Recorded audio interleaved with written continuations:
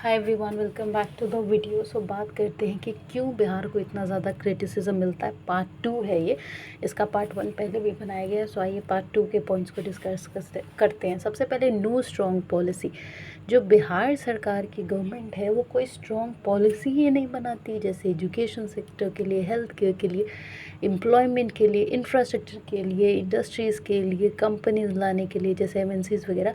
क्या इन सब चीज़ों को कभी आपने देखा है सरकार को इम्पोर्टेंस देते हुए या उनके पोर्टफोलियो में ऐसी बातें होते हुए? ज़्यादा से ज़्यादा अगर शब्द सुना होगा आपने तो एक एम्प्लॉयमेंट सुन लिया होगा कि हम रोज़गार देंगे।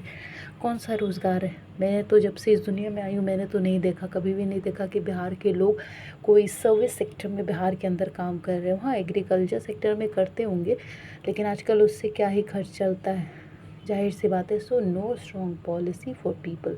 सेकंड है अ सिस्टम फेलियर। जाहिर सी बात है कि सरकार का फेलियर। जब तक सरकार इस मुद्दे में हाथ नहीं डालेगी तब तक आम जनता नहीं डाल सकती है।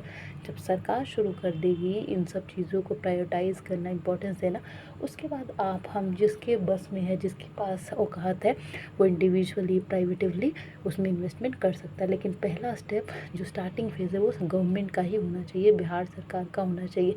फिर चाहे वो सेंट्रल गवर्नमेंट से हेल्प मांगे पैसों की, या उनको दिखाए कि भाई हम ये करना चाहते हैं, हमें इतना फ़ंड चाहिए, वो जोर लगाए कि हमें दीजिए, और फिर वो वहाँ पे एम्प्लॉयमेंट जैसी चीज़ों को इम्पोर्टेंस देता। बिहार जो है, जो स्टेट उसको क्रिटिसाइज़ करते उनको टक्कर दे पाएगा, क्योंकि बाकी स्टेट्स तरक्की करते जाएंगे और बिहार ने अगर इन सब चीज़ों पे वक्त रहते ध्यान नहीं दिया है, इन्वेस्टमेंट नहीं किया, तो हम लोग बहुत ज़्यादा पीछे रह जाएंगे। और लोग क्रिटिसाइज़ करते हैं वो तो छोड़िए, लेकिन बिहार के लोगों को शायद ताउम्र बाहर जाके कमाना पड़ेगा और अपने घरों से इतनी दूर रहना पड़ेगा, अपने परिवार से इतना दूर रहना पड़ेगा, क्योंकि पर कैपिटा इनकम भी बहुत ज़्यादा लो है बिहार के comparison to any other state of India. Third है people unaware and non demanding. लोगों को पता ही नहीं है। सबसे पहली बात है लिटरेसी, पढ़ाई लिखाई इतनी कम है, जब वहाँ पे लोग अनपढ़ गंवार हैं, कमाई के नाम पे बस खेती बाड़ी जानते हैं, या अब तो कहीं रील्स वगैरह जान गए होंगे, तो लोग अवेयर ही नहीं है कि अच्छा हम सरकार पे ये दबाव डाल सकते हैं। अच्छा, जब हम वोट डालने जाते हैं तो हमें ये देखना चाहिए कि सरकार मेन मेन चीज़ों को काम करने के लिए बोल रही है कि नहीं। क्या वो एम्प्लॉयमेंट की बात कर रही है, क्या वो रोज़गार की बात कर रही है, क्या वो पढ़ाई लिखाई की बात कर रही है, या सिर्फ रिलीजियस चीज़ों पे ही वोट मांग रही है। तो लोग जानते ही नहीं है और डिमांड, अपने हक को भी मांगना नहीं जानते हैं वहाँ के, जो कि हमें इन दोनों चीज़ों को करना पड़ेगा कि हमें हर चीज़ की समझ होनी चाहिए और सरकार से कैसे मांग करनी है हमें पता होना चाहिए। फोर्थ है पीपल स्किल जॉब। सिर्फ एग्रीकल्चर चलता रहता है और कोई स्किल्स सीखने का हम सोच भी नहीं सकते, क्योंकि हमें पता ही नहीं कि और भी स्किल्स हो सकती हैं। उसके लिए लिटरेसी ज़रूरी है, लिटरेसी कम है, उसकी वजह से स्किल का नहीं पता, स्किल का पता नहीं है तो सीखेंगे कहाँ से, स्किल नहीं सीखेंगे तो नौकरी कहाँ से मिलेगी, जिसकी वजह से किसी और स्टेट में जाके बस लोहा वगैरह ही ढोआ जा सकता है। सो स्किल सीखना भी बहुत ज़्यादा ज़रूरी है, और इसमें भी सरकार का ही काम है कि वो स्कूल कॉलेजेस में स्किल्स लेक्चर्स दिलवाए, स्किल्स वर्कशॉप करवाए। बहुत सारे तरीके हैं, वो सरकार को सोचना चाहिए कि कैसे मैं अपने स्टेट के, राज्य के लोगों को स्किल सिखाऊं। नेक्स्ट है investment by big companies, MNCs, multinational companies का इन्वेस्टमेंट कितना है बिहार के अंदर। वही अगर हम लोग दूसरे स्टेट्स के अंदर देखें, जैसे पंजाब, दिल्ली, साउथ में हो गया, वहाँ पे आपको इन्वेस्टमेंट दिखेगा एमएनसीज का, लेकिन बिहार के अंदर है क्या? तो नहीं है, तो रोज़गार है ही नहीं। तो जाहिर सी बात है जिन स्टेट्स में है वहाँ पे हम जाते हैं, वहाँ पे हम लोग कुत्तों की तरह मेहनत करते हैं, वो स्टेट डेवलप कर रहा है और वही स्टेट बाद में हमें भी ताना मारता है।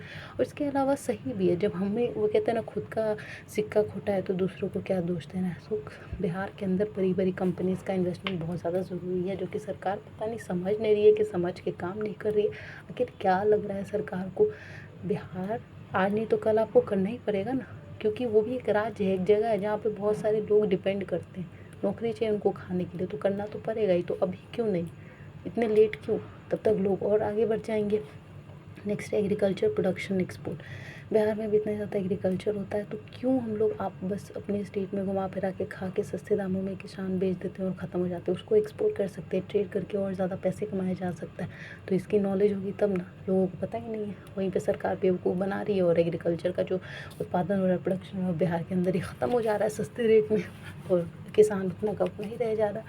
Start new small level investment business, जो जिसको हम लोग स्टार्टअप्स कह रहे हैं, छोटे छोटे, वहाँ पे लोग सोच भी नहीं सकते। अच्छा स्टार्टअप, शायद 80% लोगों को स्टार्टअप शब्द का नहीं पता होगा। अब तो चलिए सोशल मीडिया की वजह से शायद पता हो गया, लेकिन वो लोग अरे हमारे पास पैसा ही नहीं, हम क्या करें। छोटे लेवल पे जहाँ पे कम इन्वेस्टमेंट लगे उस पर इन्वेस्टमेंट करना पड़ेगा, हमें थोड़ी हिम्मत दिखानी पड़ेगी, रिस्क लेना पड़ेगा, क्योंकि business is all about risk. तो बिहार के लोग थोड़ा सा उनको करेज लाना पड़ेगा, साहस लाना पड़ेगा।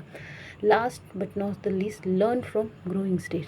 कि जो स्टेट कहते हैं ना, कि जैसे हमारे माँ बाप कहते हैं कि अच्छा वो बच्चा तेज़ है, उसके साथ रहो, तुम्हें भी सीखने को मिलेगा कि आखिर कैसे पढ़ना है। तो हमें उन स्टेट से सीखना चाहिए जो ग्रो हो चुके हैं, जो पहले से डेवलप हैं, जिससे हमें समझ में आएगा कि हम लोग क्या नहीं कर रहे और हमें किस चीज़ पे ध्यान देना चाहिए। तो आप लोग कमेंट करके ज़रूर बताइएगा आपकी क्या राय है, क्या ये सब पॉइंट्स मेरे हैं वो सही मैं कह रही हूँ, मेरा कहना सही है, और आप लोग इस चीज़ को पहले से समझ रहे थे, अगर नहीं तो अभी समझ गए हैं।